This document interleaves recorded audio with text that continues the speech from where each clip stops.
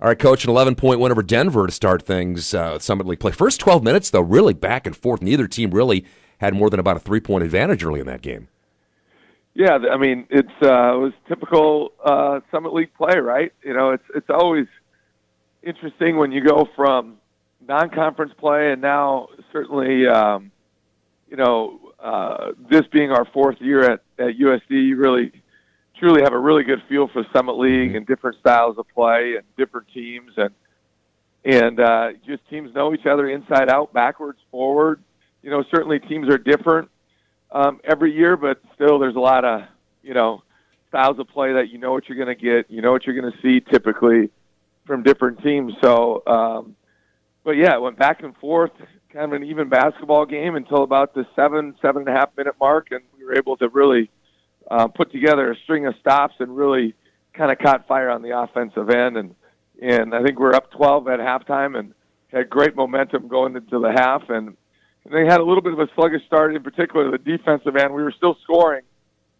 And at the first media timeout, we get into our guys pretty good because I just felt like we were playing soft on the defensive side. And then we were able to right the ship and kind of naturally extend it up to 14-16. 12-16, I guess, for most of the second half. Let's talk about that first half run. Tyler, you and I always talk about free throws and getting to the free throw line. And Tyler Peterson really was a part of that 12-0 run, getting to the free throw line a couple of times. I thought Tyler played a fantastic game on both sides of the ball, or both sides of the floor, and he did. I thought he was the one that really changed the game for us to swing it in our favor. He played most of the. Well, I shouldn't say once he got in.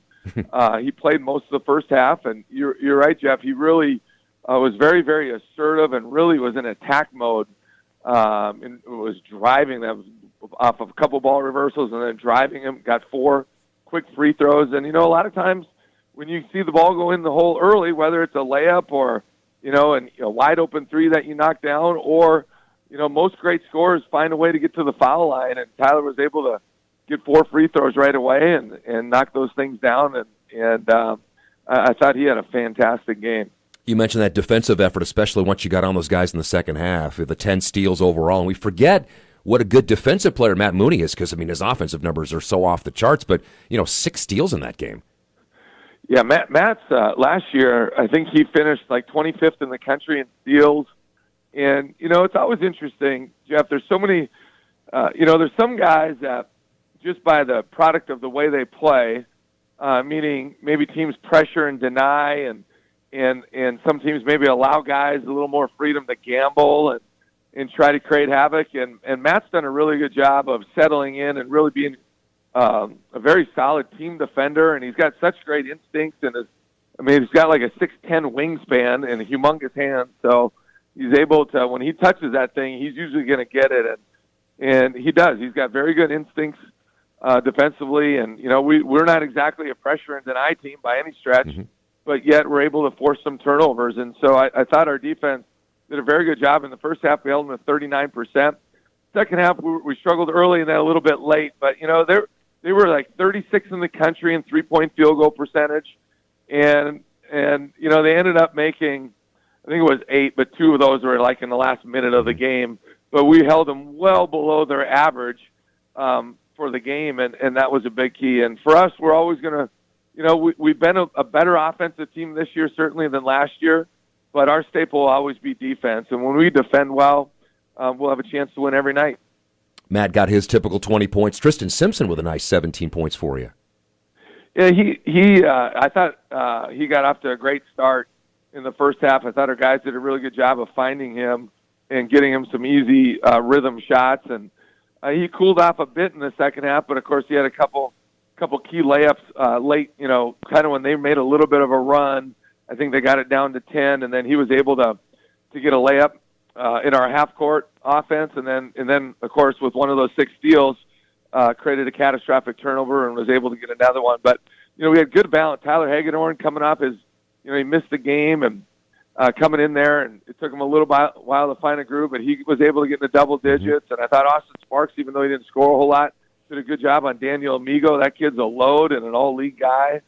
And Tristan Simpson getting to the foul line 12 times think he went 9 for 12, if I remember right, and had 17 points on 6 shots. And so I think we had really good production all the way up and down our lineup, and our bench was certainly key. You know, our bench has been really good for us some games, and then kind of not so much a few games. And so it was good to see our bench get, I think, 20 points on the night.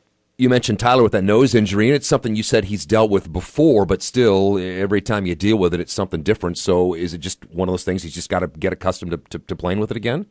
Yeah, I mean, you get a mask on you, and, you know, he only had one day of practice. I mean, the 2 days before the game, he was in there, he was able to shoot, but we didn't really do any live stuff, and then he went live the day before the game, and so then you're sitting there going against one of the best back-to-the-basket players in the league, in Daniel Amigo, and, you know, he's not afraid to be extremely physical and rugged, and elbows coming everywhere, and that's part of the deal, and he's a good player.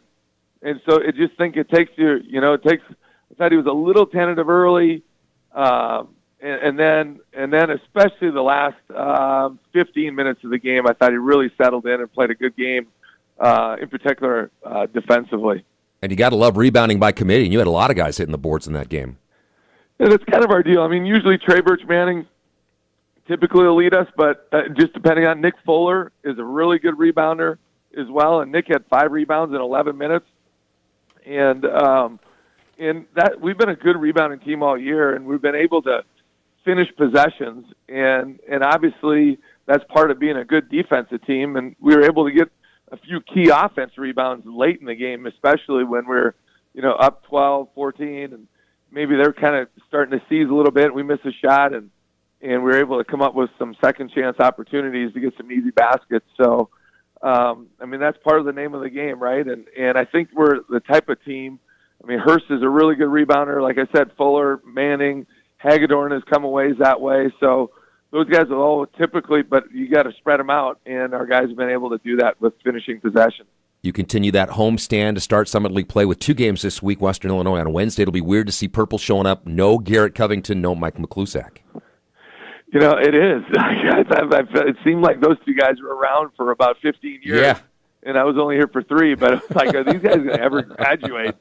I'll tell you, though, Jeff, they're playing really, really well. You know, I hadn't been able to see them play until yesterday, but obviously you follow the scores and what they're doing, and they're playing really good basketball. They're playing well on both sides. You know, they're shooting. They're really, I mean, they're putting up some pretty good numbers on the offensive end, and it's really spread out. They got a freshman point guard that I don't remember his name off the top of my head. Kobe Webster. 10, who's really a very good player. Yeah. And he just is dynamic. He can score it in so many different ways, and they set a ton of ball screens for him, and then they just really balance it out where, I mean, the Gilbeck kid is really a force defensively, and he's improved. Well, you could see his improvement at the end of last year on the offensive end, where he's become more of a threat, and they surround him with basically, you know, 3 guards, but they're all like 6'4" to 6'7", and they can all shoot it.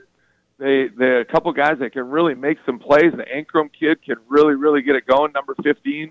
I watched that part of that most of that game this morning, and of course I had to go to the very end when last year in the first round of the tournament he had like just over a half court shot, and boy, that thing was online the whole way. That would have won the game, but he's like the microwave, man, like Vinny Johnson.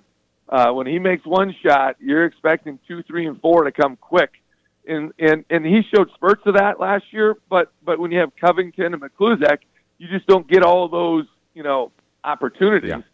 And he sure is making the most of them right now. Yeah, and Ankrum has been the guy that's been picking up the score. I mean, he's doubled his scoring average already. He did hit some threes against you last year as well. And then we talk about Gilbeck. Here's a guy that you said developed later in the year. He had 12 or 13 against you in a game last year, and also he's a presence on the inside defensively. He's a big-time presence. I mean, he is a force defensively with shot blocking, and he certainly has rim protection, and that kid plays super, super hard. And we had a very difficult time with him at times last year, and that's, I mean, with Ankrum, it's a little bit of a rite of passage, right?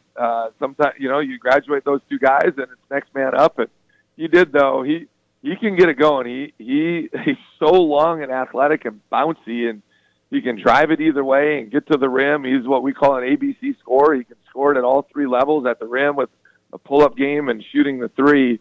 And so you really got to be on it with him, and they do a good job of getting him the ball in spots where he can go make a play. And so they're a team that can really, really catch fire. Watch their game against Milwaukee, where they just destroyed Milwaukee. And Milwaukee's had a good year, and boy, they just couldn't miss. I mean, just like, oh my goodness, you know. But it was just one of those nights, and so they put a lot of pressure on you. They're always going to play tough man-to-man defense and really get into the ball and play physical. And so we're going to have to really be on it on Wednesday night. With a freshman guard like Webster, will you try to test this kid a little bit, Coach? You know, it's first year, freshman, and try to see what he's all about? Well, yeah. I mean, you always got to go at those guys and see what they're made out of, and same times challenge our guys because he's, you know, granted he's still young, and it's interesting. We played 17 games, right, at 13-4, and they've only played 12 games. Yeah. Period. And so he's still very young in his career, and we're going to challenge our guys, but you know, just like we do every night, we're going to try to attack certain guys on the other team and see what their mettle is. North Dakota State then on Saturday, and this is a team that also has some holes to fill. Some they expected, some were a little surprising with Carlin Dupree leaving. They've been inconsistent. They're working in some new guys, but they still have Paul Miller, and with Paul Miller, they got points. Well, they're a good team. They're really playing. They're playing really good basketball right now, and have had a couple. You know, the Missouri State win at Missouri State was a great win for them, and Paul Miller's really, really good. I mean, he's clearly one of the best players in the league, and he can do it all. And he's playing at a high level. I mean, he's always been able to score. I feel like he's doing an even better job this year of distributing the ball and maybe not forcing some plays and making the extra pass. They shoot the three very well. They always defend well, and you know, they have a couple of veteran guys that have been mainstays in the starting lineups for all 4 years, basically, in Paul Miller and A.J. Jacobson. Yeah. And those guys are used to winning, and when you're used to winning and you have that culture and you have those guys as your seniors, then, you know, you always expect it to be a tough ball game. And they've been playing very good basketball. They shoot the three this year, I feel like, better than they have in the past, and they've changed up some things that they do on offense. And then every night they're going to defend at a high level, and they have really good momentum right now. They won the UTEP tournament down at UTEP, obviously, and then they played, you know, Jamestown College who won. Now I think they play South Dakota State on Wednesday. So bottom line is we got to take care of business at home, and you know, we start the season, the Summit League season, with 3 home games, and so if we're going to get to where we need to go, the teams that do that typically take care of business at home, and we got to carry the momentum that we have and make it happen this week. And it's always interesting, Coach, when you look at a team like North Dakota State that wins games scoring in the hundreds and then also wins games scoring 57 points. I mean, obviously they're doing some things right. Yeah, they're very disciplined. Defensively, they don't make a lot of mistakes. They just kind of pack it in, and they almost dare you to beat you from the three. And then offensively, they are scoring more. You've definitely seen more high-scoring games out of them this year than maybe typically in the past. And I think that's part of just being a better shooting team. They'll take more quick ones in transition than they have in the past. At the same time, if they don't have anything, they really kind of grind you out on offense with their ball screen continuity that they run and some flex that they run and what we call cutters that they run. And they used to run a ton of dribble weave. They haven't shown that this year, but, you know, you always got to be ready for that. So they do a good job with that, and they're a really good passing team. They're a much better passing team this year than they have been traditionally.